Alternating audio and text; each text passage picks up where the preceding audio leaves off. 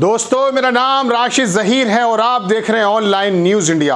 आपने बचपन में एक मिसाल सुनी थी, बहुत इंपॉर्टेंट खबर सुनाऊंगा आपको, बहुत ध्यान से सुनने की ज़रूरत है। आपको याद होगा कि बच्चों को बार मर्तबा उसके माँ बाप या उसके जान पहचान के बड़े लोग ये कहा करते थे कि कोको ले गई।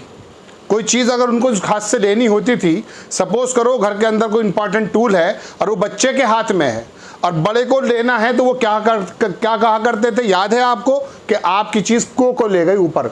बच्चा जैसे ऊपर देखता था, नीचे से उस चीज़ को, कोई भी चीज़ हो सकती थी, उसको हटा लिया जाता था। आपके पैरों के नीचे से ज़मीन निकल रही है और आपसे भी शायद यही नहीं तो नहीं कहा जा रहा कि को ले गई। क्या? बेरोज़गारी की बात मैं आपसे कर रहा हूँ। देखिए, राहुल गांधी यात्रा पर हैं या गुजरात में चुनाव है या दलितों पर कितना उत्पीड़न है, इसके बारे में तो खबरें आप बाकायदा से हमारे चैनल पे भी सुनते हैं और सोशल मीडिया पर भी सुनते हैं। लेकिन आपने क्या सीरियसली ये सोचा है कि आपके रोजगार को ले गई? कौन सी को ले गई है? अब इसके अंदर भी दो धड़े बढ़ चुके हैं। एक तो वो चाटुकार मीडिया है जो आपको ये बताता ही नहीं चाहता कि आपकी कुछ चीज़ गायब हो गई है, और एक सेक्टर नो डाउट इसमें भी है कि वो यही बताना चाहता है कि आपसे क्या चीज़ लेकर गई है। आप मेरी बातों में उलझेंगे नहीं। सरकार की नीतियां आपके हिस्से में कितना सही काम कर रही हैं, बेरोजगारी की इस रिपोर्ट से आपको पता चल जाएगा। इंडियन एक्सप्रेस ने इसको छापा, आप देखेंगे, आपकी खबर में लगाता हूं स्क्रीन पर, कि भारत की अगस्त बेरोजगारी दर पिछले 12 महीनों में सबसे अधिक क्यों। पिछले 12 महीनों में 8 पॉइंट से ज़्यादा बेरोजगारी बढ़ चुकी है, जबकि आरबीआई भी ये कहती है कि 6% से ज़्यादा नहीं होना चाहिए। 4 से और 6 के बीच में हमारी महंगाई दर होनी चाहिए। लेकिन अब बेरोजगारी के हालात में आपको बताने आया। दर्शकों, आपकी स्क्रीन पर खबर है, लिखता है कि centre for monitoring Indian economy CMIE द्वारा जारी आंकड़ों के मुताबिक अगस्त में भारत की बेरोजगारी दर बढ़कर 8.3 हो गई। ये पिछले 12 महीनों में सबसे अधिक बेरोजगारी है। तालिका इसके अंदर एक ग्राफ दिया है, आपकी स्क्रीन पर लगा देता हूं मैं, कि 8.28, वो जो शुरुआत में मैंने आपसे कहा था वो महंगाई दर थी, आपस में कनेक्टेड चीज़ें होती हैं। अब मैं आपको सिर्फ बेरोजगारी के बारे में बता रहा हूं कि ये बेरोजगारी 8.28, 45 वर्षों के बारे में तो आपने सुना था कि 45 वर्षों का रिकॉर्ड टूट चुका है, लेकिन पिछले 12 महीनों में भी रिकॉर्ड टूट चुका है कि 8.2 के करीब बेरोजगारी दर बढ़ गई है। बेरोजगारी दर क्या होती है, ज़रा ये भी समझ लीजिएगा। इसी के नीचे तमाम चीज़ें मैं बता दूं कि इसके अंदर शहरी और ग्रामीण जो तमाम बेरोजगारी है, आप इसी खबर के मुताबिक देखिए कि बेरोजगारी दर क्या है।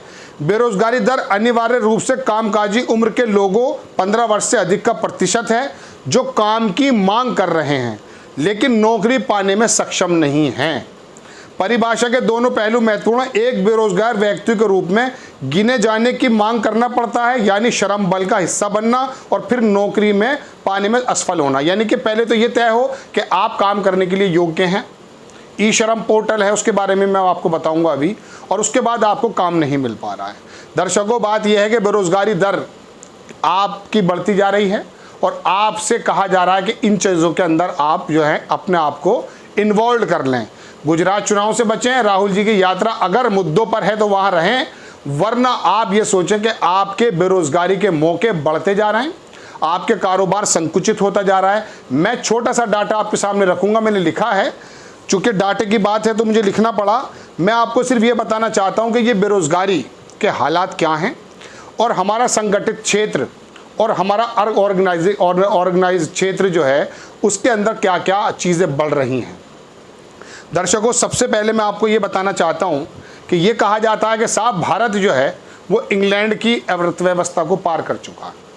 एक अरुण सार हैं, अरुण हैं, मिस्टर अरुण कुमार, JNU के अंदर प्रोफेसर हैं, आपने देखा होगा टीवी पर काफ़ी बात करते हैं। उन्होंने एक आर्टिकल में कहा और उन्होंने एक प्रोग्राम में भी कहा था आपने कि इंग्लैंड के मुतालिक जो बात कही जा रही है कि साहब भारत इंग्लैंड से भी ज़्यादा पहुंच चुका GDP के मामले में, तो मैं आपको दर्शकों ये बताना चाहता हूं कि भारत इंग्लैंड से आगे पहुंचा नहीं पहुंचा, इसका जो आंकड़ा निकाला है वो बेसिकली जो सरकार का जो डाटा है उसके मुताबिक निकाला जाता है।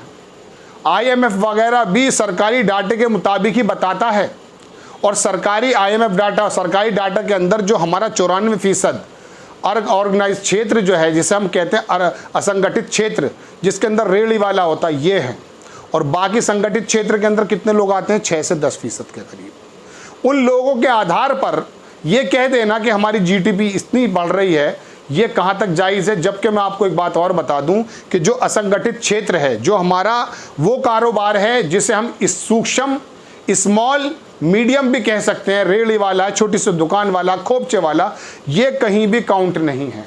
39 सब सेक्टर होते हैं दर्शकों, मैं आपको बताऊं, इसमें से 27 सेक्टर जो हमारे संगठित क्षेत्र के हैं वो उसी के मुताबिक उसको नापा जाता है। अब वो जब असंगठित क्षेत्र के बारे में जानते ही नहीं कि 94% लोग क्या कारोबार कर रहे हैं, क्या हालात हैं, तो अब ये बताइए कि हमारा डाटा क्या सही है?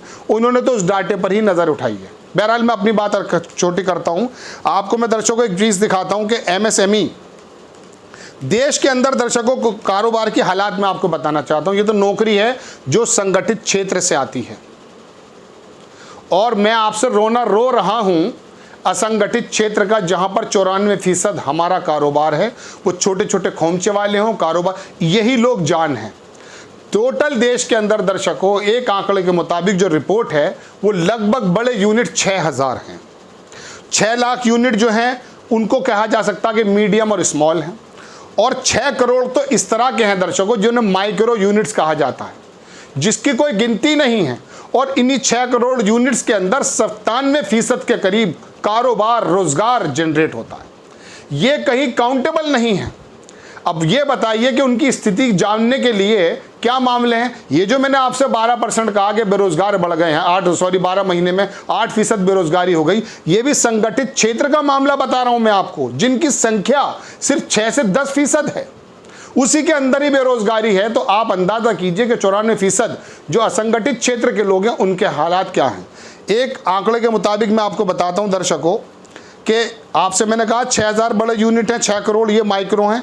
अब इसके अंदर 97%, 22 करोड़ जो नौकरियों के अंदाजे लगाइए, 2000 ये लिखा है मैंने एक जगह कि 22 करोड़ जो अप्लाई किए गए सरकारी नौकरियों में आज तक, 7.5 लाख लोगों को 2014 से 2022 तक की बात बता रहा हूँ, 7.5 लाख लोगों को नौकरी मिली।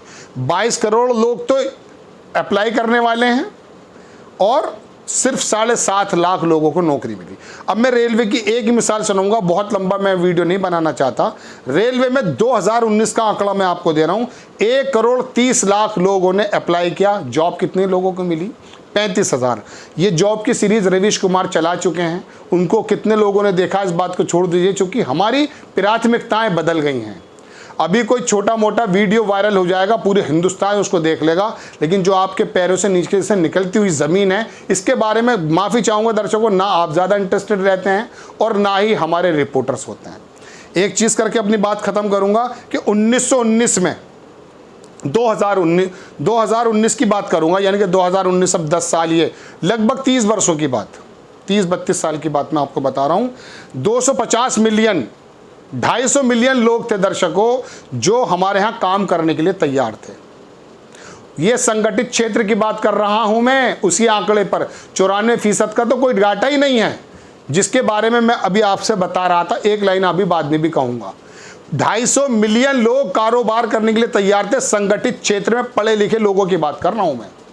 उन पर उस जमाने में 1991 में कितने लोग काम करते थे? सिर्फ 23 मिलियन। समझ गए? और आज 2022 का डाटा क्या है कि 500 मिलियन लोग काम करने को तैयार हैं, हाथ में छोटी मोटी डिग्री लेने को तैयार हैं। इस ऑर्गेनाइज सेक्टर में जोमेटो भी इसी के अंदर आता है, वो जो सेल्स बॉय है वो भी इसी के अंदर आता है, वो सेल्स गर्ल इसी के अंदर आती है जो किसी उसके अंदर है, ठीक है ना। उसके अंदर 500 मिलियन लोग इस वक्त तैयार बैठे हैं। और 2022 में कितने लोग काम करते हैं संगठित क्षेत्र में? 32 मिलियन। यानी कि 2019 में और 2022 में लगभग 32-33 सालों में 8 मिलियन लोग इसके अंदर बढ़े हैं।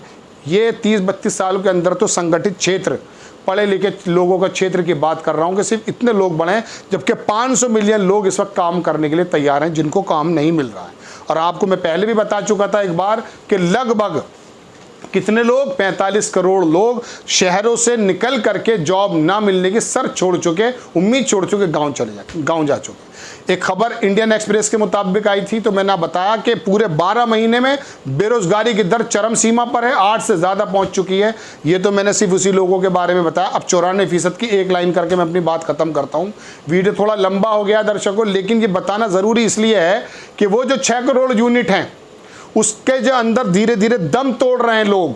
आप पहले छोटी मोटी टॉफ़ी भी खाते थे तो बनी हुई खाते थे, आज हो यूँ गया कि ई कॉमर्स के माध्यम से जब मॉल के अंदर वो टॉफ़ी वाला और जो है चॉकलेट वाला और नमकीन वाला और तमाम चीज़ें जो घरेलू हो सकती हैं, खाने रोज़मर्रा की चीज़ें हो सकती हैं, वो ई कॉमर्स में, यही वजह है कि वहाँ थोड़ी सा 20 से 24% की बढ़त दिखाता है।